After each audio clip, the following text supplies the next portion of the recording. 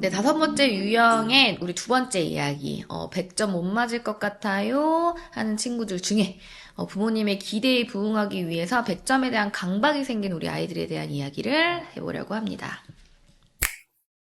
특히 이런 성향을 가진 친구들은 주로 공부를 잘하는 경우가 많았던 것 같아요. 시험을 한두 개 틀리거나, 그래서 한두 개 틀려서 너무 속상한 친구들. 하지만 이 한두 개 틀린 것이 100점을 못 맞았다는 것에 대한 죄책감으로 느끼는 그런 친구들이 많았던 것 같고, 그래서 괴로움에 시달렸던 것 같아요. 이런 친구들의 부모님과 상담을 해보면 이런 말씀을 많이 하세요. 저는 한 번도 100점 맞으라고 한 적 없어요. 공부는 못해도 된다고 하는데 아이가 스스로 그러는 거예요. 전 틀려도 뭐라고 한 적이 없어요. 라고 변명을 먼저 하세요. 자, 그렇게 억울한지 엄청나게 변명을 하시면서 저는 그런 적이 없다는 그런 말씀을 하시는데, 아이 잘못으로 만들면 본인의 그 자책감에서 좀 편안해지는 걸까요? 아니면 적어도 난 나쁜 엄마가 아니니까 라는 생각을 할 수 있을까요? 100점 강박을 갖고 하나만 틀려도 괴로워하는 아이들은 그럼 과연 나쁜 걸까요? 자, 우리 한번 생각을 해보셨으면 좋겠어요. 혹시 어머니들이 아이들 앞에서 어떻게 했는지 한번 생각을 해보세요. 아이 앞에서 채점을 하면서 한숨을 쉬어본 적은 없었는지, 그리고 학교에서 100점을 맞지 못했을 때 다른 친구들 성적을 물어보진 않았는지, 아니면 100점을 맞은 문제집이나 시험지를 보면서 과도하게 칭찬을 하거나 행복해 하신다거나 아니면 과도한 보상을 주지는 않았는지, 이런 생각을 한번 해보셨으면 좋겠어요. 혹은 어머님들이 우리 집의 경제에 대한 이야기, 우리 집이 경제 사정이 좀 부족하니까 너희들이 돈을 잘 벌어서 우리 같이 잘 살아야 돼, 이런 말.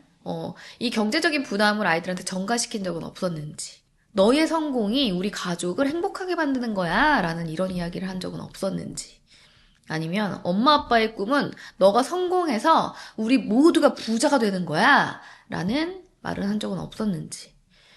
어머님들이 재미로 이런 말 많이 하세요. 아이들한테 네가 돈을 많이 벌어서 엄마 아빠 행복하게 해줘, 이런 말들을 많이 하세요. 아주 천천히 깊게 한번 생각해 보셨으면 좋겠어요. 나는 우리 아이한테 과연 이런 책임과 의무를, 나의 책임과 의무를 아이한테 떠넘기진 않았는지 한번 생각을 해보시기 바래요. 이런 무거운 책임감과 100점에 대한 강박을 가지고 있는 아이들은요, 시험이 점점 더 두려워질 거고요. 그리고 실수에 대한 자책과 죄책감이 생길 거고요. 스스로를 학대하게 할 거고, 자책을 하게 되면 시험에 대한 두려움은 더더욱 높아지게 될 겁니다. 그럼 이렇게 이미 두려움이 커진 아이들에게 우리가 해줄 수 있는 건 무엇일까요? 100점 안 맞아도 돼! 라는 이런 위로보다는요, 그동안 너의 노력하는 모습이 얼마나 멋있었고, 얼마나 엄마를 행복하게 했는지, 그리고 너도 그동안 그런 노력한 모습 덕에 이렇게 성장했다는 것들, 이런 것들을 같이 이야기하는 시간이 필요하고요. 공부 못해도 돼. 이런 마음이 없는 소리 하지 마시고요. 공부는 누구나 다 잘할 수 있고, 우리 할 수 있다는 믿음을 아이와 함께 나누는 이야기를 하셔야 될 것 같아요. 그리고 공부 싫으면 하지 마. 공부 아니고도 세상에 할 일 굉장히 많아. 이렇게 포기하는 말은요, 아이들은 엄마가 나를 포기했구나라는 생각을 갖게 만들어요. 그래서 그런 말보다는 네가 할 수 있는 양을 우리 정해보자. 자, 네가 그렇게 지금 힘들다면 지금 우리가 할 수 있는 양을 조절해보고 우리가 할 수 있는 한계를 정해보자. 그래서 우리 그런 계획들을 같이 세워보시는 게 훨씬 더 좋은 아이에게 해줄 수 있는 방법이라고 생각이 됩니다. 공부하지 말라는 말은 특히 하지 말았으면 좋겠어요, 어머님들.